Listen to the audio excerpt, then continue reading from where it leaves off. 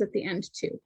I am Laura Johnson. I'm a school board member in Pottstown School District and one of the co-founders of Pennsylvanians for Fair Funding, which is a grassroots advocacy group connecting with other school board members, parents, teachers, et cetera, all across Pennsylvania, just completely focusing on the issue of fair funding. So tonight I'm with Karen Beck Pooley, who is going to, actually, you want to introduce yourself?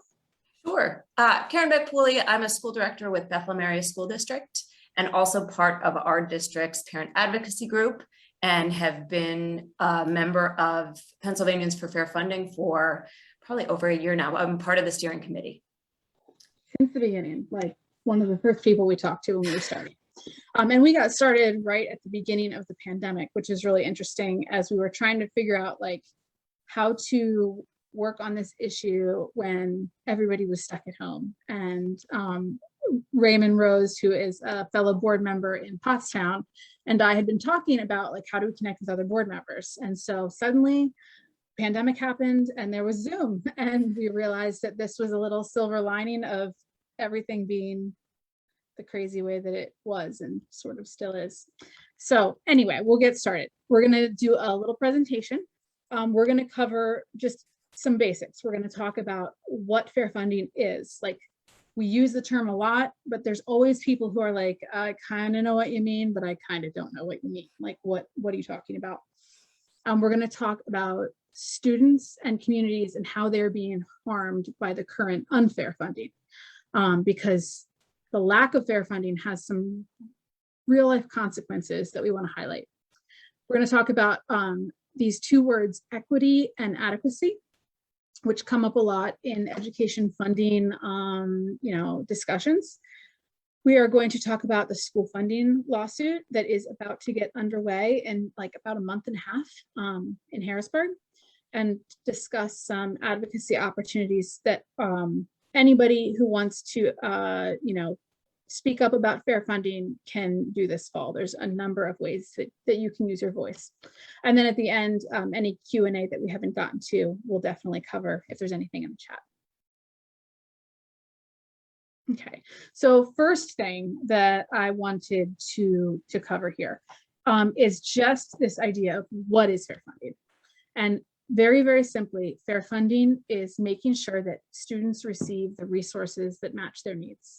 It's in a lot of ways, it's not rocket science. It's very simple. If you look at that little picture, it kind of shows there are some students who have different needs than others. There's some students that have greater needs than others. And fair funding is making sure that there are enough resources spread around in a fair way so that every student can succeed, whatever that means for that student. And so that's what we need. That's what pretty much every parent I know wants for their children and their children's friends and other kids in their district and in the state. So the next thing I want to say is that the whole aspect of who pays for public school is one of the really foundational things to understand when we're talking about all of this. Across the country, across the whole country, state dollars tend to account for almost half of public school funding, and local dollars count for around 44%. And so what you see then is the state says, hey, we're going to collect taxes and we're going to distribute the money. You raise the other part. In Pennsylvania, we rely considerably more heavily on local districts to raise money, and the state does still support some. And you'll see on that chart too, the federal government also distributes education dollars largely based on need. And so in Pennsylvania, we're relying really heavily on the local taxpayer, and that has a certain consequence. That what happens is you have different districts, and some districts, as you know, have a lot of money. They tend to be wealthy, they have a lot of businesses, they have high home values and a lot of high family income. Other districts might be struggling a lot more. They might have, lower property values. They might have had industry leave. They might have a lot of poverty.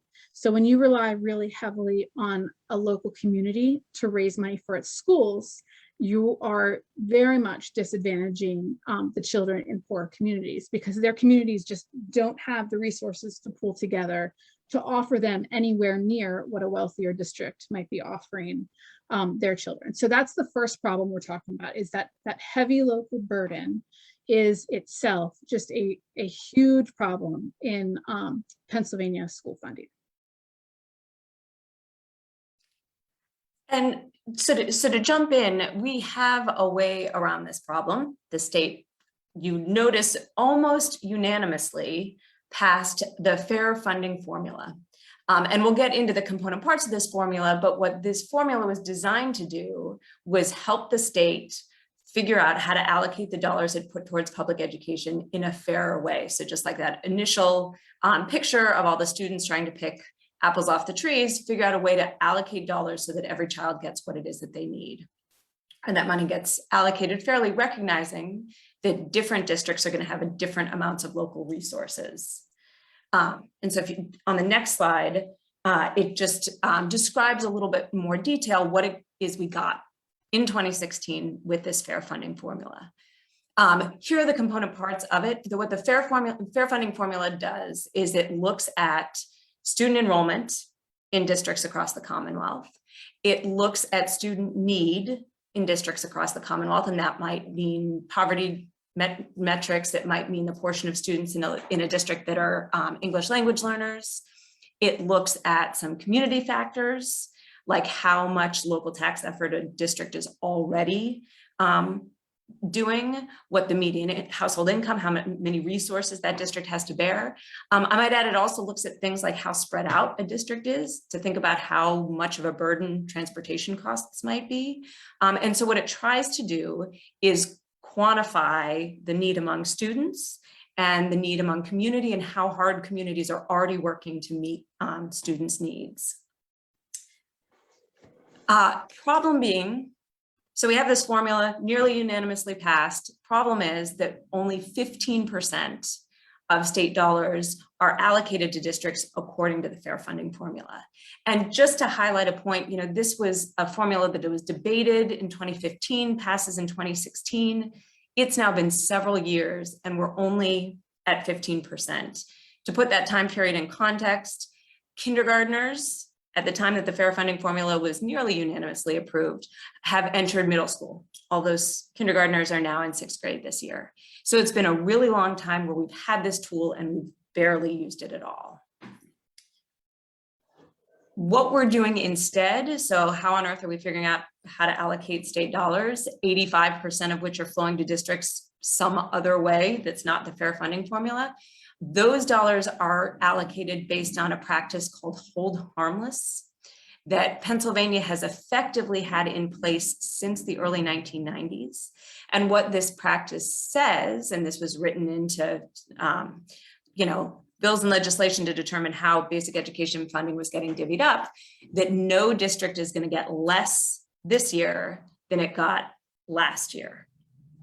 The idea is you would hold harmless, no district is going to get less.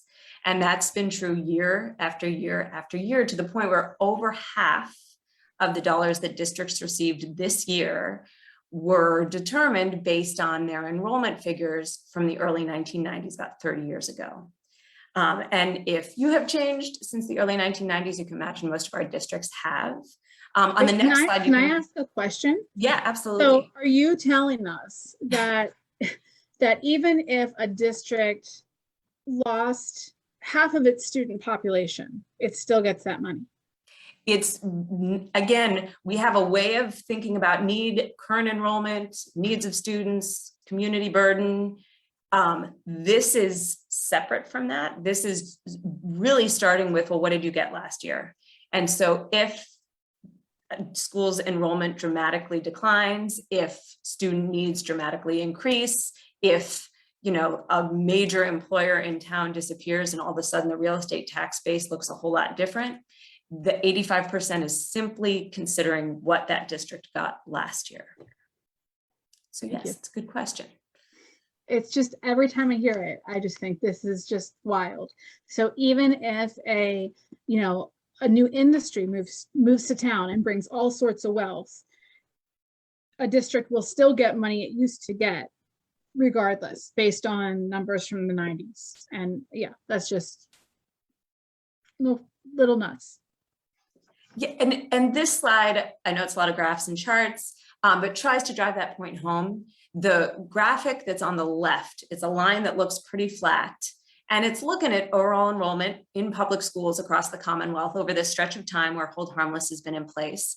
And if you just looked at that line, it might not seem that bad to think of allocating public education funding based on what we did last year. It looks like enrollment statewide stays about the same. And so we'll sort of divvy it up this way this year, the same way we did last year. But if you drill down, that's the graphic that's on the right there. That looks at what has transpired in all of our 500 districts over that same stretch of time.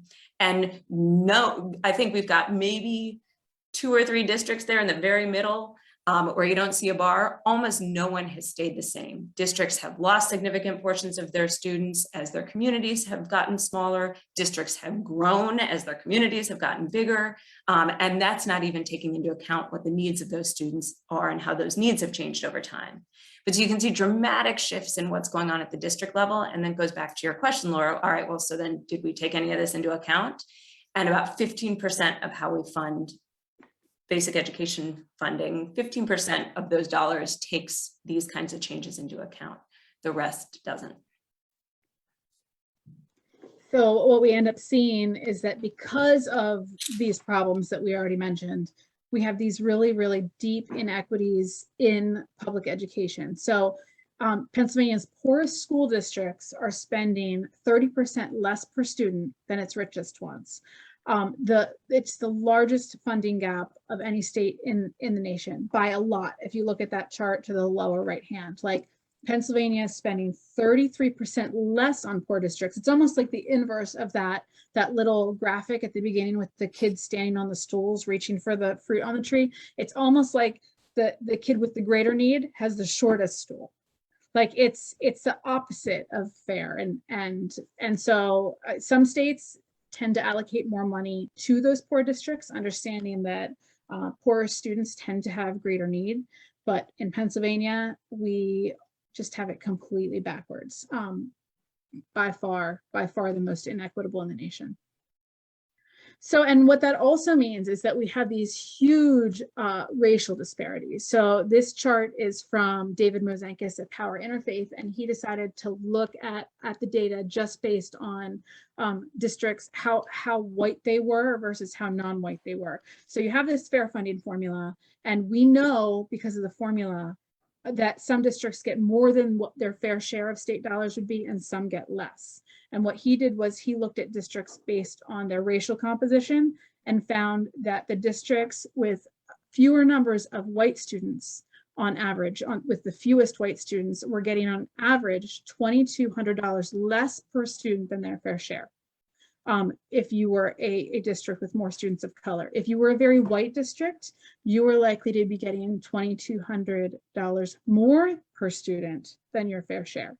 Now, that doesn't mean that all of those districts that are white are just flush with cash. It's really not that simple when you break it down. But there is this really clear racial disparity where whiter districts tend to be the ones that are, you could say, benefiting from Hold Harmless, but again, we'll get to some of that in a little bit. It's not always a matter of them having more than they need, but they're certainly getting more than their portion of the state education dollars, whereas districts with higher numbers of students of colors are really consistently shortchanged. And you can see it's not just in the most extreme parts, it's all the way through the middle. You see this trend where students of color are consistently shortchanged in the education dollars they should be getting. And I will note too, this even holds true when you control for poverty. You see a racial disparity even when you control for poverty, even when you are able to wash that out of the equation and just look at it based on race, comparing a very poor white district, for example, with a poor district with a higher number of students of color. And you'll see that the students of color are still the ones being more shortchanged consistently. And so this just really adds, a whole other element to the fair funding issue, is that we're talking about you know, economic inequities and huge racial inequities as well. Another way to look at it from that racial disparity side of things is to look at these two charts. So on the left, you'll see all these boxes, and on the right, you see all these boxes. On the left are all the districts getting less than their fair share of state education dollars, and on the right are districts getting more than their fair share of state education dollars. The boxes are sized to show how much less on the right that they're getting than they should be. So Philadelphia is hugely shortchanged, like $400 million a year shortchanged. So their box is huge. And on the right, they're sized to show how much more than their fair share of state education dollars they're getting. And when I say fair share, I mean like if all of the state education money was run through the formula, the districts on the right would be getting less if we didn't increase the amount that was run through the formula. And if all the money was run through the formula fairly, the districts on the left would be getting more. They're currently shortchanged. And then you can see the shading of the boxes is shaded to indicate the percentage of white students versus students of color in the district. So this is just another way of visualizing just this really, really clear racial disparity when you see who is being harmed currently by hold harmless and who is getting more than the formula would have them getting. And so it's important to just, I think, take some time to think about that, because if we're not careful, using language like hold harmless seems to imply that the system we got doesn't hurt someone. But in fact, it very seriously hurts many of our districts and actually underserves a majority of our students. Most Pennsylvania students attend schools that get less than their fair share. And this has real consequences for the students in those schools, their teachers, but also the families and taxpayers in those districts. Just to sort of point out some disparities that have been discussed in the local press in my area, in the Lehigh Valley. These are some districts that surround Bethlehem, where I'm a school board member. We're close to Allentown, and you can see also some of our suburban districts highlighted in these tables and charts, one being the Parkland School District, and then we also have Salisbury. And this, again, there's a lot of information on this slide, but what you're seeing and what has, comes up, these articles come up every year at budget season, is a hard look at what our current funding system means for Allentown students relative to the students that surround them. And these districts share a border. So it's not like these districts are far away from one another. These are adjacent school districts. And you can see through the tables how different student experiences are, how different student populations are, and also how different the resources that these different groups of students have, the amount of dollars that Allentown is able to raise per student relative to some of these other districts. And I might point out, and we'll stress this point again too, even if you look at the tax rates, the millage in the Allentown School District and in these other districts, Allentown's tax rate is actually higher. So Allentown taxpayers have a higher tax rate to support their schools, but because resources are less or property values are lower, industry has left to a greater degree in Allentown than it has in some of the adjacent districts, Allentown's able to generate less dollars on its own for its students. And Allentown is another one of those districts right under Philadelphia, right up there with Reading, among the most underfunded school districts in the Commonwealth. Back at one of those graphs, thinking about how districts have changed over the 30 years of hold harmless, Allentown's a district that's seen its enrollment increase more so than just about any other district across the Commonwealth. And none of that has been taken into account, or I shouldn't say none, 15% of the state dollars that Allentown receives take into account that shift over time. And this, again, if you're not one for tables and charts, this is just what it feels like when you're in the classroom or you're in the school building. Underfunding, insufficient state support means larger class sizes, fewer guidance counselors, fewer nurses, all the support services that the last year and a half has only proven are so incredibly essential to our schools and our students. Fewer AP courses, foreign language courses, arts and music courses, fewer clubs, sports activities. This is real harm. So again, just being careful with hold harmless. Hold harmless means real harm for these students and their school experience. Can I jump in with a little story? I just thought of Please something. do. We didn't add this to the chart, but like when COVID happened, and schools were pushed online, our group was able to do a little survey of some of the school districts in Southeast PA and see what could school districts do as far as how quickly were they able to get back online to get their students learning again. And we found that the districts with more funds, not surprisingly, were able to get students back online. Some of them literally the next week. And because they were ready, like they had the resources, they were already one-to-one, they had all the platforms, like they were able to move right to that. And then you had other districts that took 2 weeks, or some that took 3 weeks or 4 weeks. And Pottstown, which is my district and is severely underfunded, we, during those 2 and 3 and 4 and 5 and 6 and 7 weeks, we were busy raising money for Chromebooks so that we could get our students Chromebooks, so that we could get them hotspots and otherwise figure out what we needed to do so that everybody could get online to learn. So it ends up having these like real world consequences almost no matter what crisis gets thrown at you. Those resources are going to matter. And so even though, 2 years ago, if you would have asked me like, how big of a deal is technology? I would have been someone to maybe minimize it a little bit and say, it's kind of an extra. Like it quickly became an essential, and it was an essential that we weren't prepared for because the funds hadn't been there. So I just figured I'd mention that because I'm like thinking like, oh, there's all these things, and that the technology during the pandemic just was incredibly crucial. Mm-hmm. In addition to all of that is the stuff going on outside the classroom. A point that showed up on some of those charts and graphs comparing Allentown to its neighboring districts. This system of funding public schools in Pennsylvania that relies excessively on local taxpayers and that only allocates 15% of the dollars it allocates in an equitable way has real consequences, does real harm to local taxpayers.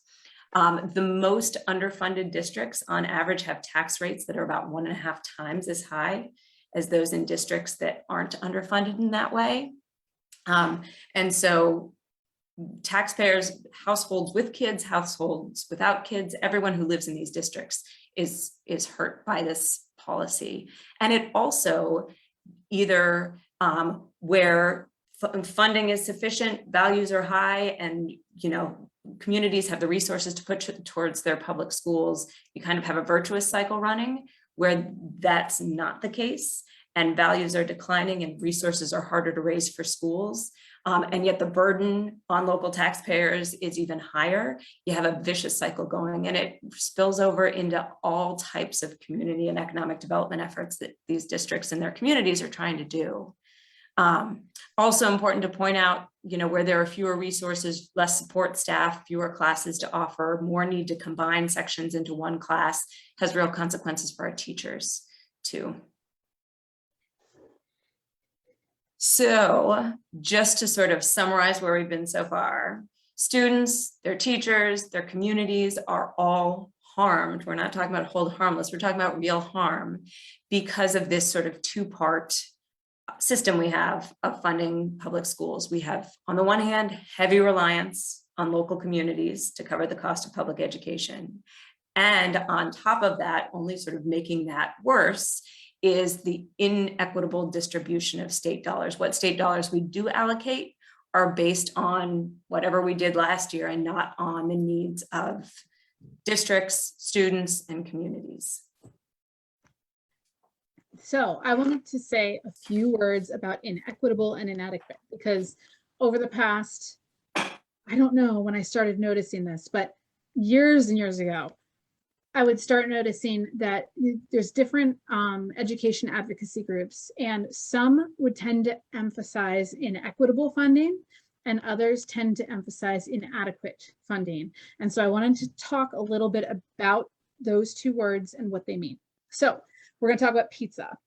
If we're talking about something being inequitable, we're talking about how fairly it is, what is there is distributed. So for example, say I tell my neighborhood kids, I'm going to throw you guys a pizza party, come over on Saturday afternoon, and I buy, 6 pizzas, and a whole bunch of kids show up. And so as I am giving out pizza, I might be aware of the needs of the kids in my neighborhood. I might be aware that some kids probably won't eat dinner tonight because their parents aren't home today and they have food insecurity at their house.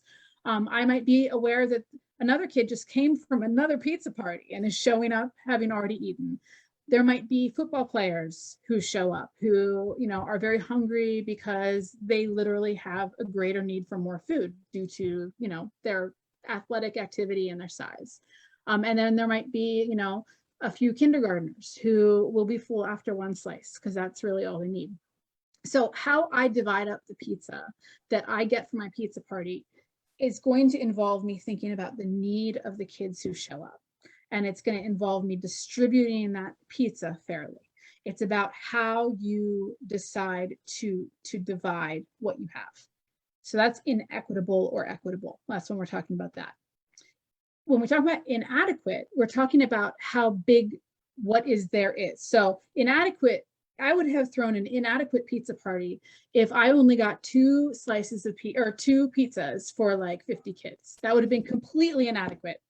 I could divide it up fairly, but everybody would still be hungry because it wasn't adequate. Adequate is making sure that there is enough. So, or you could have a huge pizza, right? You could have a huge pizza to divide between some kids. And if you divide it up unfairly, well, it was adequate. There was enough of it, but it wasn't distributed fairly. So you've got adequate and inadequate have to do with the total size of what's being offered, and inequitable and equitable have to do with whether it's distributed fairly. So part of what we just wanted to say tonight was that both are completely essential elements of fair funding. If you do not have enough education dollars to divide up, then that's not fair funding. Even if you divide it fairly, there still will be great need. And if you have a lot of education dollars and you won't distribute them in an equitable way, it's still not fair funding. You have to have adequate and equitable school funding. Any thoughts to add on that, Karen? I think that's just such a hugely important point, because so much of the conversation can devolve into splitting hairs between which one of those is more important or which one are we talking about. We are talking about both. Mm-hmm. And you're right that unless you have both component parts, you've got kids at the pizza party who are hungry, or you have students in school who aren't getting what they need. Right. So with all that in mind, we've got this lawsuit coming up. Lawsuit has been pushed back a couple times. At the moment, it's slated to start on November 12th. We're still getting more details on what that might look like, or how the courtroom will be run, or how easy or hard it will be for anyone to access days of the trial. There's, no clear indication of how long it will run. It starts on November 12th. 6 weeks gets us into Christmas. Best guess is it's going to go beyond that and into the new year. I've heard 6 weeks. I've heard 10 weeks. I don't know if that's around what you're hearing too, Laura, in terms of generally what I've heard. But there's also a huge element of who knows. It's lawsuits are just super unpredictable. So and what we're these 6-10 weeks, who knows, hoping to start November 12th is sort of the last piece in what has been going on since about 2014. It's been winding its way through the courts, and you can see on the slide sort of which districts or which groups, or which there are some parents from among these districts, and then from others as well, who are part of that suit.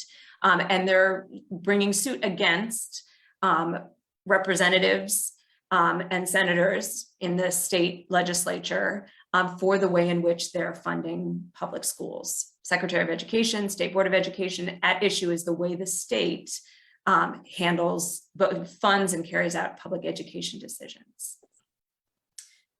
And the reason they're suing the state is because the state constitution right in our Pennsylvania Constitution, says that the Commonwealth is obligated to provide, and you see it in quotes there, a thorough and efficient education to Pennsylvania students. It's a constitutional right of Pennsylvanians to receive a thorough and efficient education. And so the suit alleges that students, because of the way in which schools are funded, both along adequate terms and equitable terms, students are not getting a thorough and efficient education. The groups bringing the lawsuit have also been allowed to raise the other issues that that Laura was showing, these clear funding disparities between districts and how these fall on particularly hard on students of color. So all of those things are going to be at issue as this gets, hits its final stage going to trial. So, again, you'll hear the reason we wanted to spend so much time talking about this inequitable, equitable, inadequate, adequate is because the lawyers on this case are being very careful to use these terms and describe exactly what it is that they're asking for. The idea is that students not getting a thorough and efficient education are not reaching the fruit on the trees from that first picture. And so that means adequacy, and that means equity. That means all students getting what it is that they need.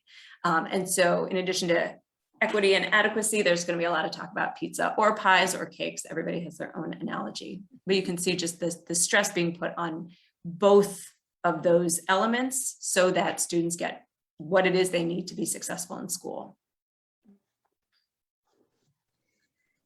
As I mentioned, students who are in lower wealth districts receiving less, the gaps between low wealth and high wealth districts being bigger in Pennsylvania than anywhere else. That's going to come up in the trial. The racial disparities that Laura highlighted, that will come up in the trial. You can see there's more information at that website, www.fundourschoolspa.org/FAQs, if you're curious about more details about the lawsuit. That is sort of coming out as last minute research takes place. And as I said, as they get ready for that November 12th date. Pennsylvania is by no means the first state to face one of these kinds of lawsuits. And in fact, they've been going on in states across the country, because just like education is a constitutional right in our state constitution, that's true of the other state constitutions out there. What has occurred in state after state after state where lawsuits just like the one that's starting here in November, what they've found is that it's taken court intervention, but with court intervention where cases were successful, states and students and schools saw true meaningful increases in spending and declines in the disparities that we currently see across the Commonwealth. As you can see, researchers who have studied sort of the before and after in states across the country have found sort of unequivocal evidence that this has led to gains in students' educational experience. They've done better in school following these increases in funding. And these researchers have found no evidence that children have been hurt as funding is more adequately and equitably distributed in states as a result of these lawsuits. So as I see it, when these lawsuits have been successful, there have been sort of only good results. There's been no harm done to students who currently have an adequate education, sufficient resources to see to their educational needs. Those students do no worse, but students who don't have the sufficient resources have consistently done a lot better, which is really important. So a lawsuit win would be amazing. And it certainly seems like they have a good case to make, because I don't know how you would argue that what is currently happening in Pennsylvania is thorough or efficient, or in any way fair. But it is important to note that a lawsuit win is not the end of the story. If the plaintiffs win, the Commonwealth Court is going to tell the legislature, what you're doing is wrong, fix it. That's what they're going to say. We are not anticipating that they're going to tell them exactly how much to spend, exactly how to fix it. They're going to throw it back to the legislature and say, fix it. There's there is likely to be an appeal. It's not necessarily a sure thing if the defendants lose, but it is likely. So it's important to understand that it's not just like, hey, if we win, it's over. We've won. It's all good. Everything's fair now. It's very, very unlikely that it's going to be that simple. And what we believe is that advocacy will matter, that the more public outcry there is, we think that the legislature is going to come up with a better fix. So if they don't just feel the pressure from the court to fix it, but they feel the pressure from Pennsylvanians to fix it, if they feel like they're in the hot seat because maybe finally a larger number of Pennsylvanians are seeing how unfair the status quo is, and that they feel that pressure to finally do what is right because people are paying attention and noticing. We think that that will have better outcomes than if we just sit back and kind of wait for it to play out. There's no way of knowing any of this for sure, but there is definitely reason to believe that additional advocacy during the trial, after the trial, if there's an appeal, during the appeal, and I don't want that, but we're gonna advocate as long as it takes to get fair funding for students. So that's where our focus at Pennsylvanians for Fair Funding will continue to be. It's just how can we continue to educate the public about the need for fair funding and put pressure on lawmakers to fix it. And it is important to remember, the lawmakers at any time could decide to fix it. They have opted to not fix it, the majority of them, because they would rather let the legislature or rather let the Commonwealth Court tell them they have to, because that gives them cover for anybody who might be unhappy about, the fair funding or additional spending or whatever. There's plenty of people who are fine with it the way it is. And being ordered by the court to do something, they kind of have to. Whereas if they just decide to vote that way, they won't do it unless they feel the pressure to do it. So it would be great if they decided now, hey, you know what? We don't have to wait for the court to tell us to do the right thing. We're going to do the right thing. The only way that happens is if there is tremendous, tremendous public outcry. We do not anticipate that they'll actually do that, but it is good to keep that in mind if you're talking to your lawmaker and they're kind of punting because, well, there's the court case and we'll see what happens and everything. You could do it right now if there were enough of you that actually wanted to do the right thing. So keep that in mind. So that brings us to just the whole aspect of leaning into advocacy. Certainly, our focus right now is on this fall. We have the trial. It's an opportunity to educate the public about the need for fair funding, and that, the public is every stakeholder in Pennsylvania, which, if you think about it, is pretty much every Pennsylvanian, because we are all, we all need a strong public education system. It, in the long run, is better for every single person to have a good, solid education system. So part of what we're doing is we're having, we hold workshops and we talk about it, and we do Facebook posts about it, and we give people other resources, anything we can do to kind of help share more about what fair funding is and why it's so necessary. And then advocating to lawmakers and finding ways to put that pressure on them. So some examples of what you could do to advocate. You can collaborate with other folks in your community. There in many communities, especially in ones that are underfunded, there are a number of people working on this.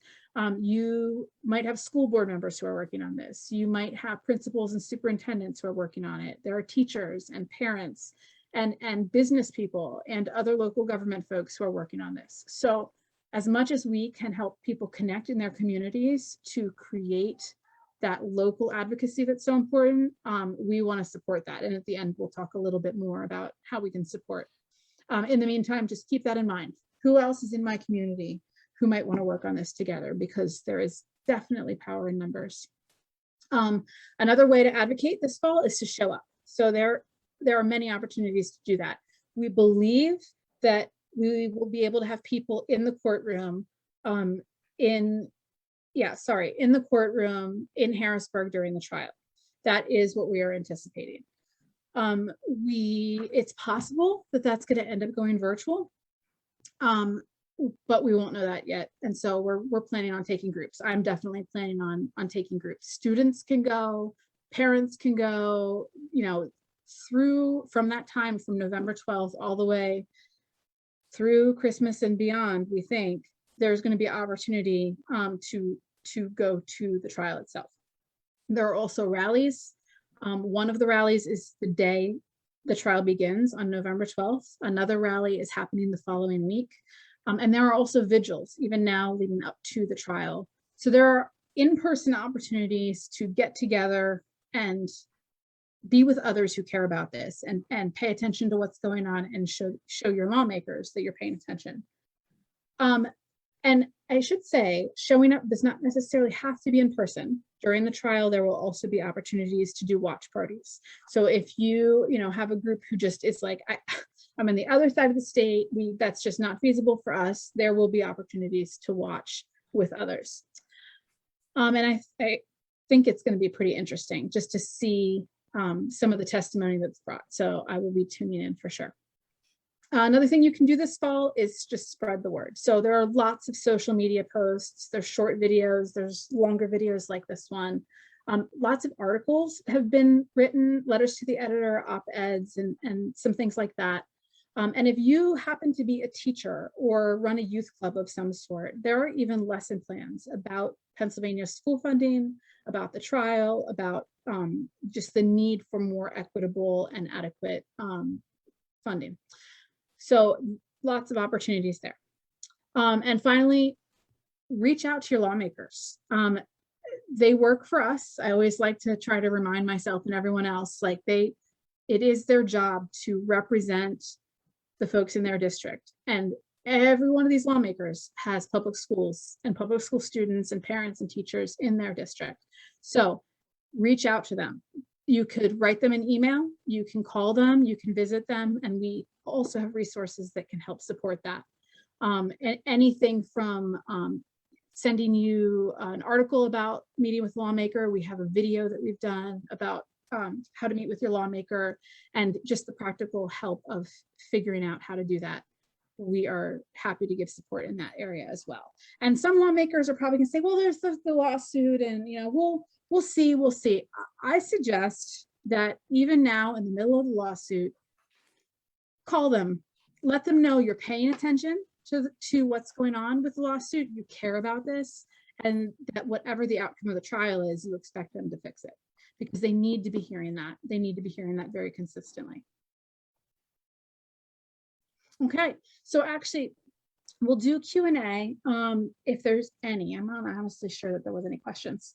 We will do that, and I will show you guys a form, because what we did was we put together a form to share with anybody who is watching or anybody who watches later.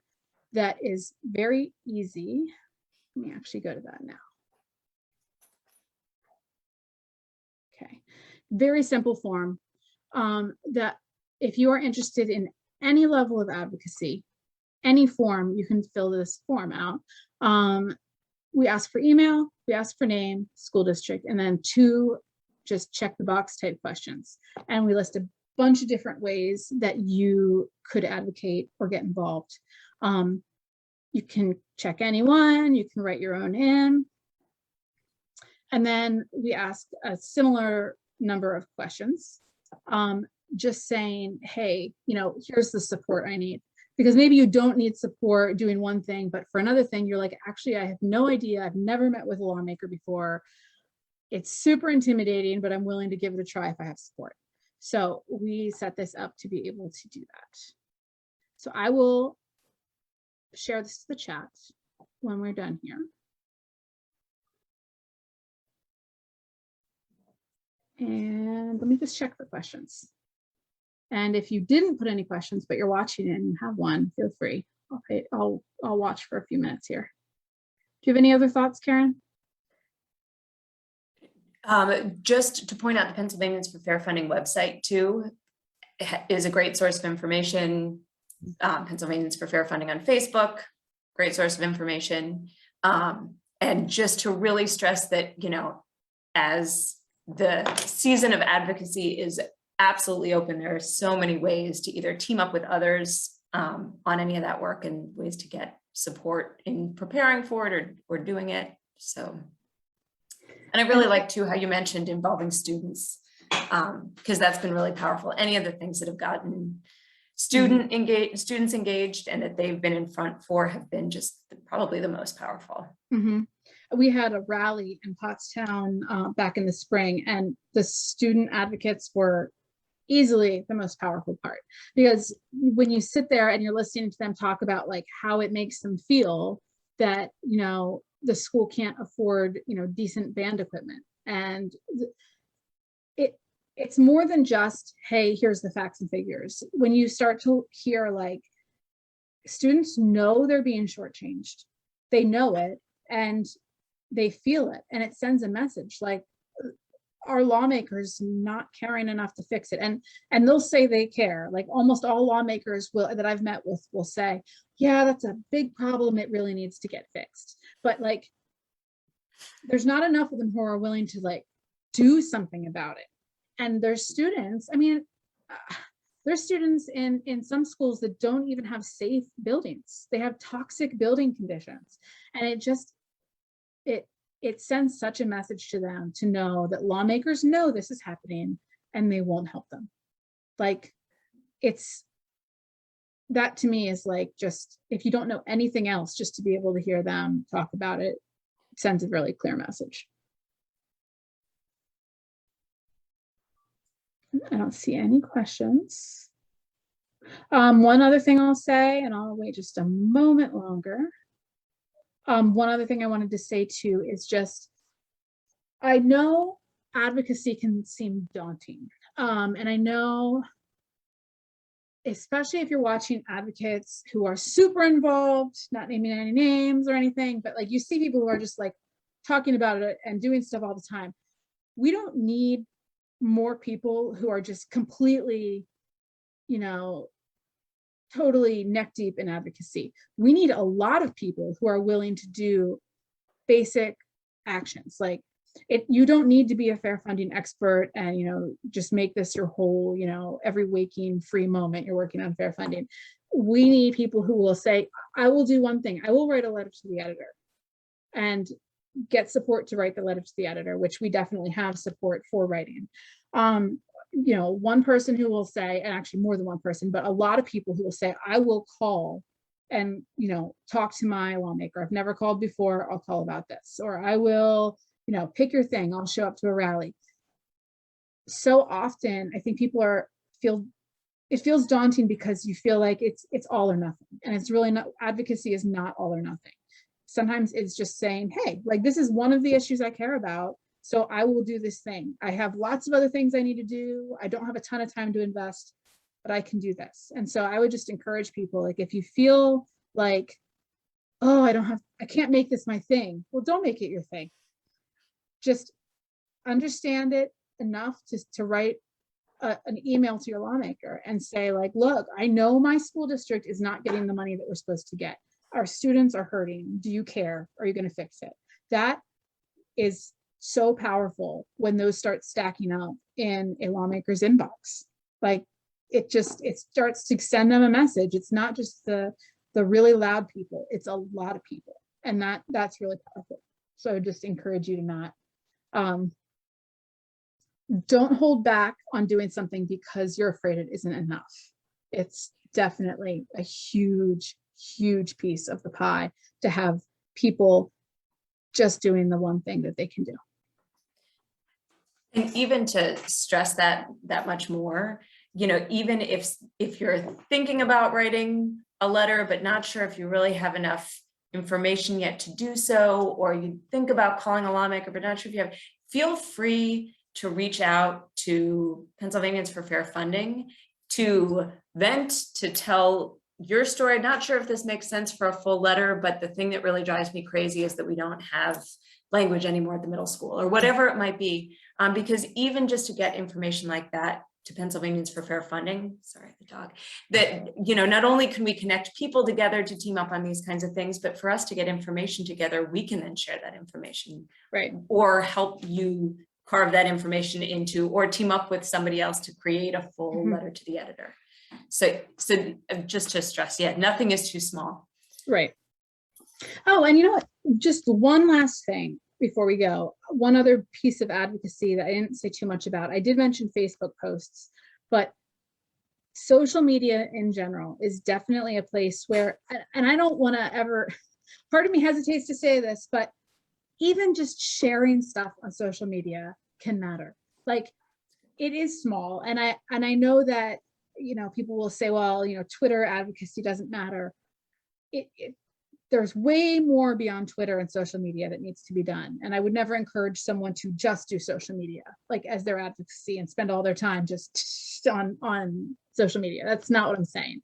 But if you're not sure what your thing is and you're looking for some little thing that you can do, follow our Pennsylvanians for Fair Funding page, or follow us on Twitter, or join the group, and you will see student artwork from our art contest, for example, that can be shared. And it's small, I realize that, but it does add up, just like the other stuff does. It increases, it amplifies the fair funding message. It helps more people understand, hey, we have a real problem in Pennsylvania. And you might have a network that's what they need to hear. They just need to hear a little bit about that. So even if it's social media activism, it does matter. I mean, it's not the whole picture, but it's worth doing. So I think I'm out of words. So thank you for anybody who joined in. If you're watching this later, don't hesitate to reach out. I will put that form below the video on the page, and I'll share it a few other places for you know, if that's helpful for anybody, that's great. And we'll try to get back to you fairly promptly to give you whatever support you need with advocacy. I guess just keep staying tuned. There will be information coming out about the trial and the rally as well, and other opportunities. I do have one more thing to say. If you want a workshop done in your town or school district, particularly if it can be done virtually, because that is very heavily what we're able to do with us being in various locations ourselves, that is another thing that you could actually reach out and ask for. We have done for school districts and for other groups, we have done fair funding workshops that can be, you know, anywhere from like 20 minutes to 40 minutes. So, okay. See you, everybody. Thanks a lot.